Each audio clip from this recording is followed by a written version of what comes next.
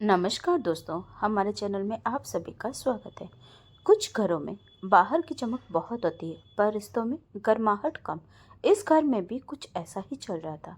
तभी अर्पित ने उत्साहित होकर कहा, माँ, एक बहुत अच्छी खबर है। सुहानी के मायके से बुलावा आया है। उसके भाई के घर बेटा हुआ है, तो उन्होंने हम सबको बुलाया है। आपको भी चलना पड़ेगा। अर्पित की बात सुनकर रत्ना ने नाराजगी से मुंह बनाते हुए कहा, अरे, उस गंवार घर में कौन जाएगा? मुझसे एक गंवार नहीं झेली जाती और उसका पूरा खानदान कैसे झेलूंगी? मैं तो नहीं जाऊंगी।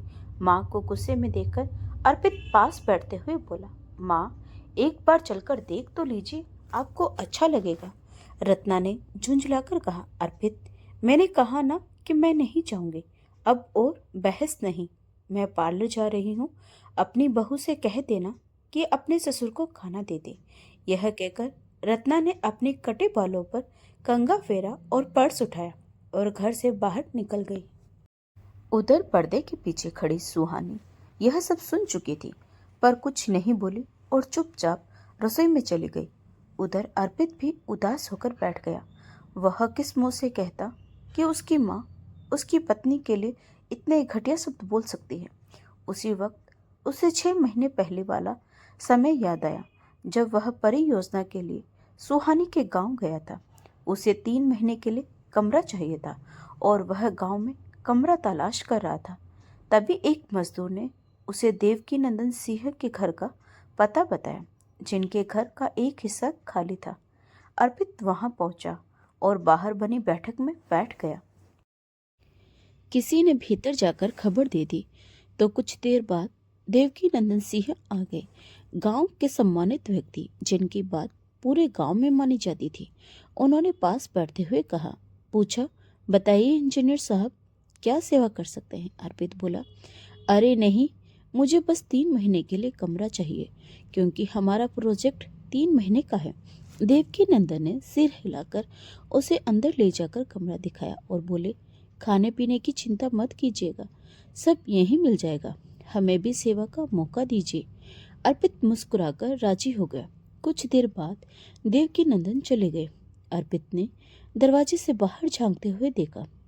चारों ओर कमरे, आगे बड़ा सा बरामदा और नीम के पेड़ पर लगा झूला। उसे आश्चर्य हुआ, यह किसके लिए होगा? यहाँ तो कोई बच्चा भी नहीं दिख रहा। सोचते हुए वह कमरे में आकर कपड़े बदलने लगा। फिर हाथ मुंह धोकर बाहर आया तो देवकी नंदन बोले, अरे इंजीनियर साहब, कुछ भी चाहिए तो आवाज दे दीजिएगा। अर्पित ने सिर हिलाया और वापस कमरे में आया ही था कि पीछे से आहट हुई। उसने मुड़कर देखा, पीले दुपट्टे में सुहानी उसके लिए चाय लेकर आ रही थी। उसने शर्माते हुए चाय रखी और हल्की मुस्कान के साथ लौट गई। अर्पित उसी को सोचते हुए चाय पीने लगा। तभी फोन बजा। उसकी माँ रत्ना का कॉल था। हाँ माँ, बोलो, उसने कहा। उधर से आवाज आई, अरे, तुझे माँ की याद ही नहीं आती? अर्पित बोला, माँ, मैंने फ़ोन किया था, आपने उठाया नहीं। रत्ना बोली, अरे, उस समय पार्लर में थी, फेशियल हो रहा था, बात कैसे करती? यह सुनकर अर्पित हंस पड़ा। अरे फैशन लेबल माँ, अब बहू लाने का समय आ गया है और तुम खुद पार्लर घूम रही हो। रत्ना बोली, तो क्या बहू आने के बाद सास पार्लर नहीं जाती? मैं तो तेरे लिए अपनी तरह फैशनेबल बहू लाऊंगी।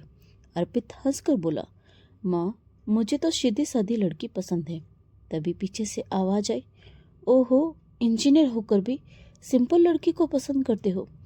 यह देवकी नंदन सिंह थे। अर्पित ने कहा, बाद में बात करता हूँ माँ, और फोन काट दिया। देवकी नंदन हंसते हुए बोले, खाना तैयार है, बुलाने आया था, आज आपके लिए खास खाना बनवाया है। अर्पित मुस्कुराकर उनके पीछे चल दिया। अंदर जाकर बैठा तो घर देखकर हैरान रह गया। आलीशान पर्दे, सजावट और डाइनिंग टेबल गांव जैसा बिल्कुल नहीं लग रहा था। उसके मुंह से अनायास निकल गया, गांव में तो लोग नीचे बैठकर खाना खाते हैं। अर्पित ने कहा, गांव में भी अब कितना कुछ बदल गया है। अब नीचे चूल्हे के पास बैठकर कोई खाना ही नहीं खाता। कितना सुकून होता था उस खाने में। इस पर देवकी नंदन हंसते हुए बोले, अरे हाँ इंजीनियर साहब, हम तो आज भी वहीं बैठकर खाते हैं, पर हमें लगा कि आप वहाँ कहाँ बैठ पाएंगे, इसीलिए खाना यहाँ मेज पर ले आए। सच कहूँ तो हमें भी यह अंग्रेजी चाल चलन बिल्कुल पसंद नहीं आता, पर आजकल दिखावे की दुनिया है ना, बस उसी के लिए इस मेज को रखा है। चलिए, अगर आपको भी नीचे बैठकर खाना पसंद है तो हम वहीं चलते हैं। यह कहते हुए देवकी नंदन सिंह अर्पित को लेकर रसोई में चले गए, जहां आज गैस छोड़कर चूल्हे पर खाना बन रहा था और नीचे बैठने के लिए चटाई बिछी थी। अर्पित खुशी से वहां बैठ गया।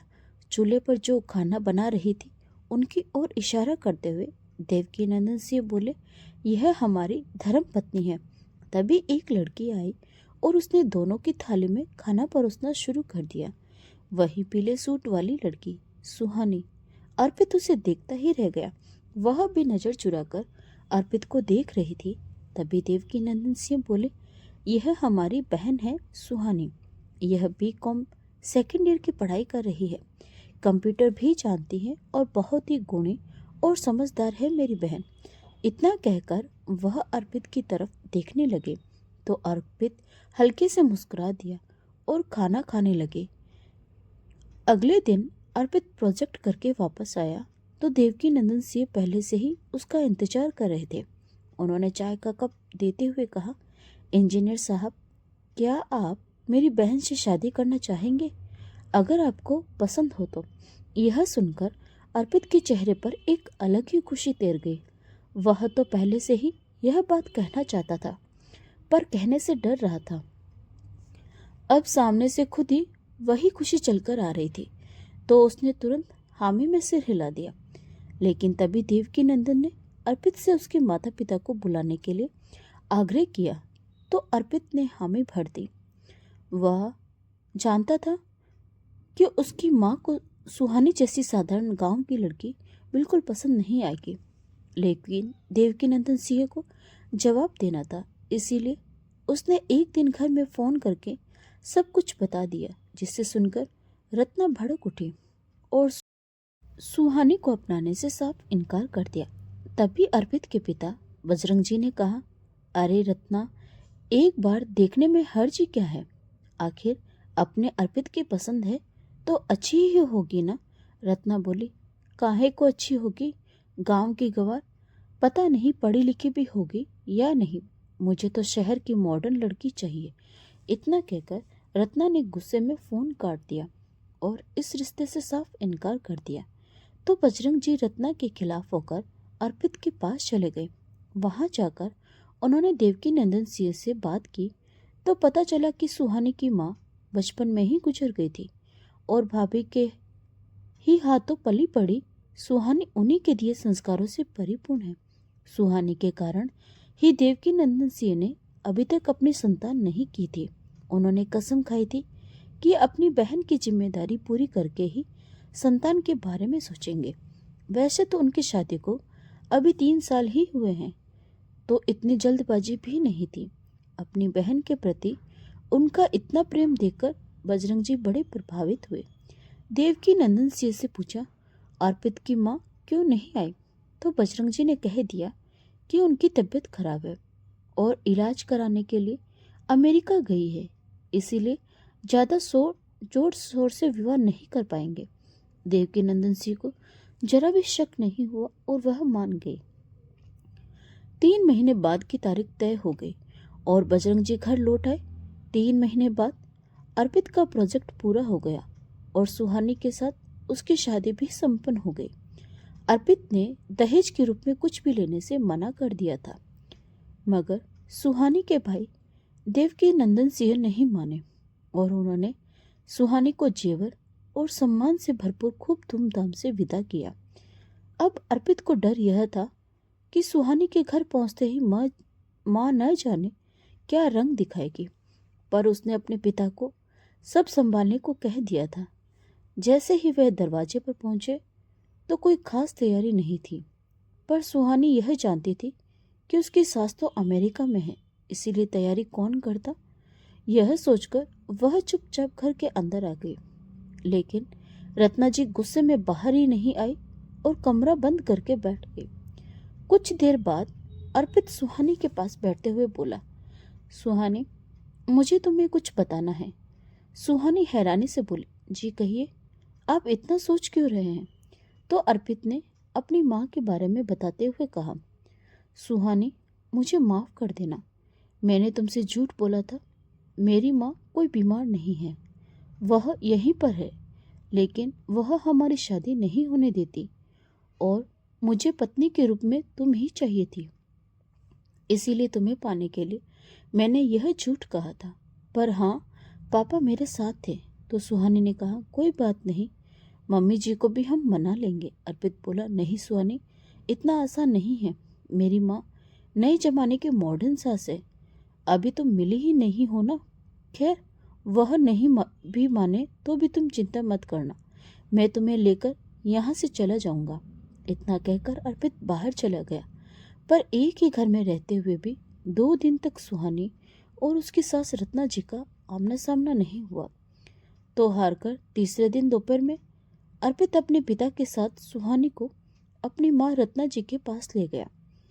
बजरंग जी ने पहले ही रत्ना जी को समझा दिया था कि बहू पर नाराज मत होना, अब वह इस घर की बहू है, अगर बात नहीं करनी है तो मना करना, मगर कुछ बोलना नहीं। रत्ना जी के कमरे में जाते ही सुहानी उन्हें देखकर डर गई, क्योंकि इतनी मॉडर्न सास देकर उसके हाथ पैर कांपने लगे थे। सैलून से कटे हुए खुले बाल, चेहरे पर मेकअप और मॉडर्न स्लीवलेस कपड़े देखकर सुहानी को खुद अजीब लगने लगा। वह तो साड़ी में घूंघट डालकर आई थी। तभी अर्पित ने पैर छूने का इशारा किया तो उसने झुककर पैर छू लिए, लेकिन रत्ना जी ने पैर दूसरी तरफ खिसकाकर तंज भरे स्वर में कहा, बस बस, यह सब नाटक की जरूरत नहीं है। तुम गांव की लड़कियां ये सब करके शहर के लड़कों को पटा लेती हो। इसको तो पटा लिया तुमने, मगर मैं नहीं पटने वाली, समझी? रत्ना जी गुस्से में बोलती जा रही थी। तभी बजरंग जी ने आंखें दिखाई तो कहीं जाकर वह चुप हुई, मगर इतने में ही वह बहुत कुछ कह चुकी थी। अर्पित सुहानी का हाथ पकड़कर बाहर ले गया और बोला, अब से माँ तुम्हारे सामने दिखाई भी दे तो उनके पैर नहीं छूना। उन्हें संस्कारों की कदर नहीं है तो छोड़ो, तुम भी पड़े रहने दो उन्हें उनकी फैशनेबल लाइफ में। सुमित का गुस्सा देखकर सुहानी चुप रही और किचन में चली गई।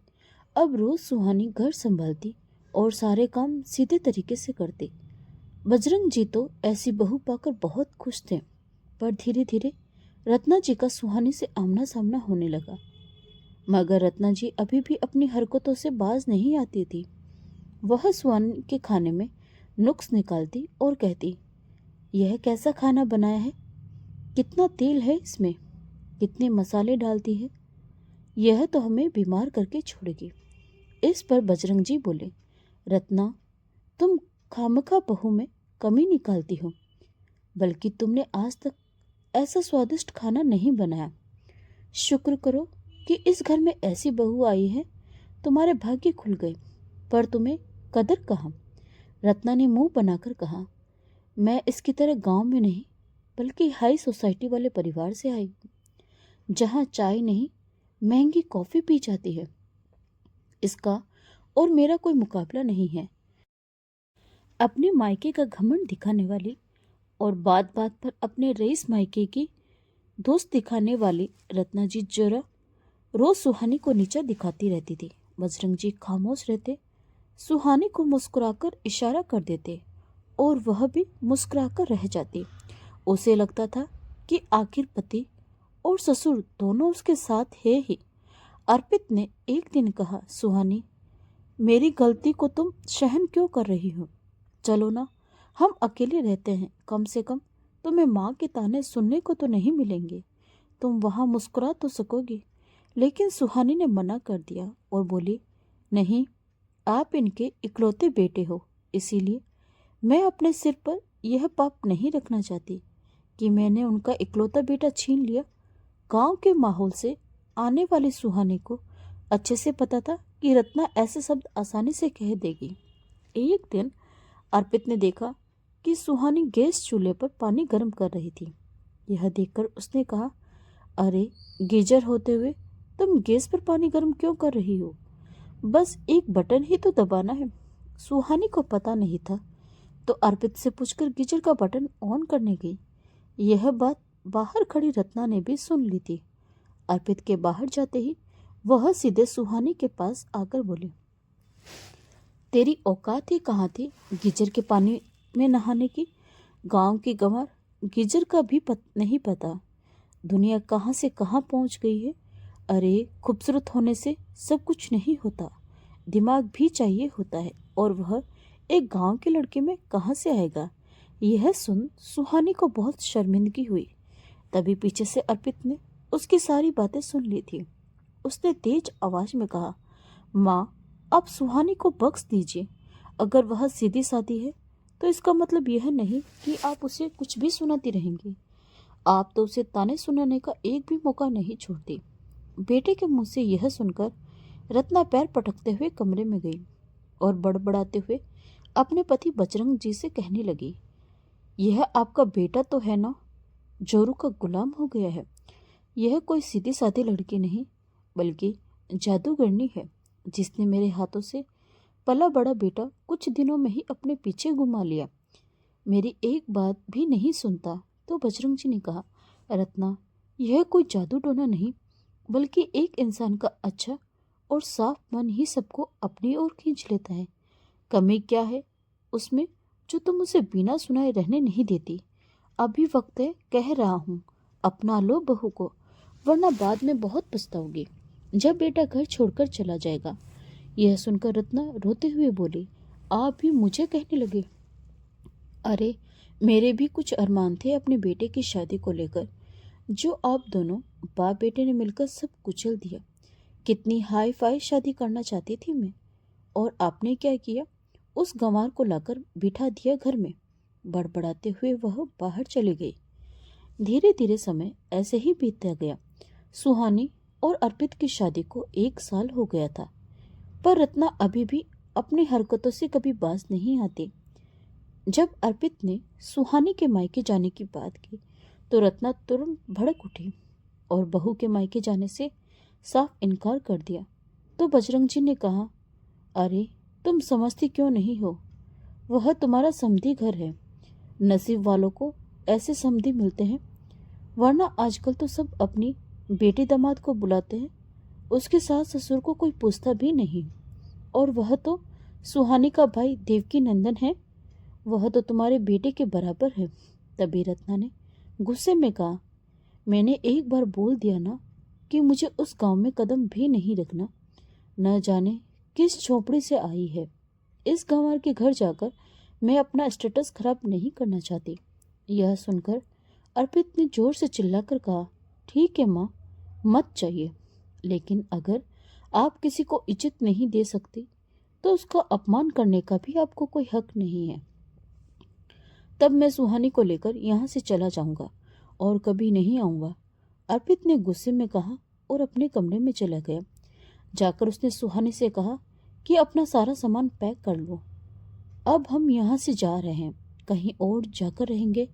और हाँ, तुम चिंता मत करो, हम भैया के यहाँ जरूर जाएंगे और पापा भी हमारे साथ आएंगे। माँ को रहने दो यहाँ अपनी फैशनेबल लाइफ में। यह सुनकर सुहानी रोते हुए अपना सामान पैक करने लगी। बाहर खड़ी रत्ना यह सब देखकर दंग थी और मन ही मन जल भी रही थी। तभी बजरंग जी ने उसे समझाते हुए कहा, रत्ना, एक बार चलकर तो देखो। अरे, अपने बेटे के लिए ही चलो। अगर अब तुम नहीं गई तो तुम्हारा बेटा घर छोड़कर चला जाएगा, और क्या तुम्हें यह मंजूर होगा? तो रत्ना कुछ नहीं बोली और चुपचाप अपने कमरे में चली गई। अगले दिन सुबह जैसे ही अर्पित ने कमरे से बाहर सामान निकालकर रखना शुरू किया तो यह सब देखकर रत्ना से रहा नहीं गया और वह रोते हुए बोली, अर्पित, मैं चलने को तैयार हूँ। यह सुनकर सुहानी मुस्कुरा उठी, लेकिन वह यह नहीं जानती थी कि रत्ना यह सब सिर्फ अपने बेटे अर्पित के लिए कर रही है। अगले दिन सब जाने के लिए तैयार हो गए, लेकिन तब भी रत्ना तंज कसने से बाज नहीं आई। पता नहीं मैं वहाँ कैसे रह पाऊंगी?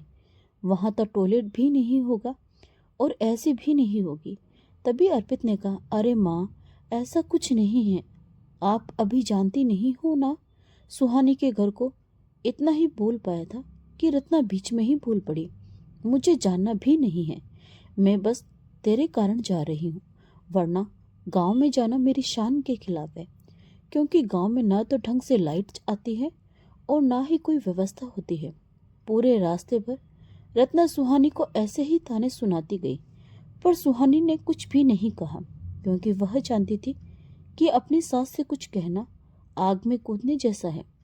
खैर, अगले दिन सुहानी अपने पूरे परिवार के साथ बधाई लेकर जैसे ही मायके पहुंची, तो घर के बाहर ही ढोल नगाड़ों के साथ स्वागत हुआ। पूरे मोहल्ले में शोर मचा था कि सुहानी बिटिया आ गई, क्योंकि वह शादी के बाद पहली बार मायके आई थी। रत्ना हैरानी से खड़ी यह सब देखती रह गई। उसने तो कल्पना भी नहीं की थी। तभी उसके भाई देवकी नंदन सिंह आगे बढ़कर रत्ना के पैर छूते हुए बोले, धन्यवाद माताजी, जो आप हमारे घर आई। ऐसे भव्य स्वागत को देखकर रत्ना की आंखें फटी की फटी रह गई। उसने तो सोचा था कि बहू का मायका किसी छोटे से गांव की झुग्गी में होगा, मगर यहाँ तो घर हवेली से कम नहीं था। उसने तो बहू को गरीब समझा था, मगर वह तो गांव की राजकुमारी निकली। यह सोचकर रत्ना को शर्मिंदगी होने लगी। पूरा गांव सुहानी को पलकों पर बिठा रहा था। तभी सुहानी ने पास आकर कहा, चलिए माँ जी, मैं आपको घर दिखा देती हूँ। तो रत्ना स्तब्ध सी उसके पीछे चली गई। अंदर जाकर देखा तो हर कमरे की छत पर महंगे झूमर टंगे थे। इतना शानदार घर देखकर रत्ना के होश उड़ गए। सोचने लगी कि उनका घर तो इसका आधा भी नहीं है, बल्कि एक छोटा सा फ्लैट ही तो है। शहर में तो ऐसे घर होते भी कहाँ हैं। वह यह सोच ही रही थी, कभी तभी सुहानी की मौसी आ गई और रत्ना को एक बॉक्स देते हुए बोली, यह लीजिए समदन जी, आपके लिए उपहार है। रत्ना ने मुस्कुराते हुए बॉक्स खोला तो उसमें सोने की अंगूठी थी। यह देखकर रत्ना चौंकते हुए बोली, अरे नहीं, यह हम नहीं ले सकते। इतना बड़ा उपहार हम बिल्कुल नहीं लेंगे। तभी मौसी जी बोली, अरे ऐसे कैसे नहीं लेंगे जी, हमारे घर में पोता हुआ है, तो ऐसे में यह तो बहुत छोटा है। आप तो शादी में भी नहीं आई थी, इसीलिए प्यार से दे रहे हैं, रख लीजिए। अब रत्ना को सुहानी की तरफ देखने में भी शर्म हो रही थी। अब उसे समझ आ रहा था कि सुहानी ने कभी पलटकर जवाब क्यों नहीं दिया। आज रत्ना को अपने किए पर पछतावा हो रहा था।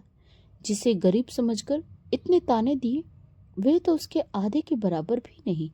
इस लड़की का दिल कितना बड़ा है कि इसने कभी कुछ नहीं कहा, बल्कि हमेशा सम्मान ही दिया। इसने कभी अपने मायके का घमंड नहीं दिखाया, जबकि वह खुद बात बात पर स्टेटस की धूस दिखाती रही। सुहानी का मायका देखकर आज रत्ना को अपना मायका भी फीका लग रहा था। जिन हाई स्टेटस की बातें वह किया करती थी और सुहानी को सुनाती रहती थी, आज वही बातें उसके मन में गूंज रही थी। वह चाहकर भी ऐसी बहू अर्पित के लिए कभी नहीं ला पाती। इस बात का आज उसे एहसास हो गया था। अब बस वह यही सोच रही थी कि कब उन्हें मौका मिले और कब वह सुहानी से अपने कहे शब्दों के लिए माफी मांगे। रत्ना का बदला हुआ स्वरूप देखकर सुहानी भी खुश थी। इधर अर्पित को भी अपनी माँ से इतनी शांति की कोई उम्मीद नहीं थी, पर वह भी उन्हें शांत देखकर हैरान था। अगले दिन घर वापसी थी तो देवकी नंदन सिंह ने विदाई के समय फिर से अपनी बहन और ससुराल वालों को उपहार से लाद दिया। मायके से विदा होकर सुहानी सास ससुर के साथ ससुराल आ गई और घर पहुंचते ही वह अपने काम में लग गए। लेकिन रत्ना कुछ बदली बदली और खामोश सी थी। उसे समझ नहीं आ रहा था कि अपनी राजकुमारी जैसी बहू से किस मुंह से माफी मांगे। लेकिन आखिरकार हिम्मत करके रत्ना ने कह ही दिया, बहू, तुम्हारे मायके में तो सब लोग इतने पैसे वाले हैं और हम तो उनके अंश मात्र भी नहीं। मैं हमेशा तुम्हें नीचा दिखाती रही, लेकिन फिर भी तुमने कभी कुछ नहीं कहा और ना ही मुझे सच्चाई बताई। तुमने यह कभी नहीं जताया कि तुम इतने अच्छे परिवार से हो यह तुम्हारे संस्कार थे कि तुमने नहीं कहा, लेकिन मैं काफ़ी शर्मिंदा हूँ। तुम्हें अपनी दबंगई दिखाकर अब बहुत बुरा लग रहा है। मुझे माफ़ कर दो बहू, प्लीज़ मुझे माफ़ कर दो। यह सुनकर अर्पित हैरानी से अपनी माँ को देखता रह गया। तभी सुहानी ने कहा, मम्मी जी, मैंने बचपन में ही माँ को खो दिया था। भाभी ने पाला और माँ का प्यार भी दिया, मगर यहाँ आकर आपको माँ कहा तो वास्तव में माँ की याद आ गई। इसी वजह से कभी कुछ कह नहीं सकी। यह सोचकर कि अगर मेरी माँ मुझे कुछ कह देती तो क्या मैं उन्हें कुछ कहती? नहीं ना, इसीलिए नहीं कहा। आप तो माँ है मेरी, बुरा क्या मानना। यह सुनकर रत्ना बोली, बहू, यह कहकर तुमने तो मेरा सम्मान बढ़ा दिया, लेकिन मैं तो माँ का जरा सा भी फर्ज अदा नहीं कर सकी। बेटा, मैं अपना गुनाह कबूल करती हूँ, मुझे माफ़ कर दो। मैं कितना नीचे गिर गई थी। यह कहते हुए रत्ना रोने लगी। तभी पीछे से बजरंग जी भी आ गए और बोले, मुझे तो पहले ही पता था कि जिस दिन तुम बहू के मायके जाओगे उस दिन तुम्हें अपने किए पर पछतावा हो जाएगा, और इसीलिए मैंने बहू से हमेशा यही कहा कि इसकी बात का बुरा मत मानना। एक दिन देखना सब ठीक हो जाएगा, और आज वही दिन आ गया। लेकिन रत्ना, एक बात समझ लो, गरीबी अमीरी किसी से पूछकर नहीं आती। अगर आज तुम बहू के मायके नहीं जाती तो हमेशा उसके साथ ऐसा ही सलूक करती। यह तुमने बहुत गलत किया था। तभी सुहानी ने अपने ससुर की तरफ देखकर कहा, कोई बात नहीं पिताजी, अर्पित ने भी तो उनके खिलाफ जाकर शादी की थी। एक माँ अपने बेटे को पाल पोसकर इतना बड़ा करती है, अगर वही उसके खिलाफ जाएगा तो माँ भी उसके खिलाफ जाने को मजबूर हो जाती है। मुझे आज माँ जी से कोई शिकायत नहीं है। अब हम सब लोग एक साथ मिलजुल कर रहेंगे। बहू के मुंह से यह सुनकर बजरंग जी की आंखें भर आई। उन्होंने कहा, देखा रत्ना, मैंने कहा था ना कि तुम्हारी बहू लाखों में एक है। तुम बहुत किस्मत वाली हो जो तुम्हें ऐसी बहू मिली। तभी रत्ना ने अपने आंसू पोंछते हुए कहा, आपने बिल्कुल सही कहा जी, हमारी बहू लाखों में एक है। मैं चाहकर भी ऐसी बहू कभी नहीं ला सकती थी। इतना कहकर रत्ना ने सुहानी को गले से लगा लिया। यह सब देखकर आज अर्पित के चेहरे पर भी खुशी तैर गई। अब सब लोग एक दूसरे के साथ मिलजुल कर रहने लगे थे। तो दोस्तों, आपको यह कहानी कैसी लगी? कमेंट करके जरूर बताएं। अगर कहानी अच्छी लगी हो तो कृपया वीडियो को लाइक करें, शेयर करें और हमारे चैनल को सब्सक्राइब जरूर करें। तो मिलते हैं एक और नई कहानी के साथ। तब तक के लिए आपका बहुत बहुत धन्यवाद।